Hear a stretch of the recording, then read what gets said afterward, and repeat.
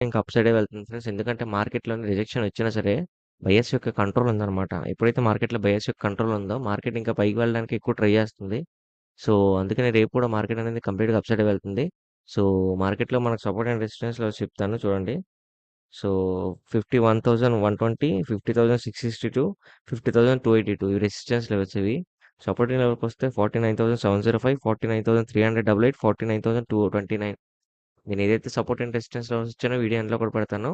And మన trade setup ఎలా పెట్టుకుందామంటే ట్రేడ్ సెటప్ యాక్చువల్లీ మార్కెట్ ఈ లెవెల్ వరకు వెళ్ళే ఛాన్స్ ఉంది కాబట్టి సో, ఈ కొత్త ప్రీమియమ్స్ కాబట్టి కొంచెం వోలటైల్‌గా బిహేవ్ చేసే ఛాన్స్ కూడా ఉందన్నమాట.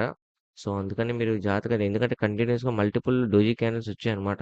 సో, కంటిన్యూస్‌గా ఇండిసిషన్ క్యాండిల్స్ వచ్చాయంటే మార్కెట్ ఒక వన్ సైడ్ మూవ్ అనేది జరుగుతదన్నమాట.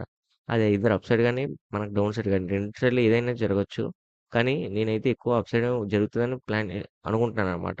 సో, చూద్దాం రేపు మార్కెట్ ఎలా ఉండబోద్దనేది.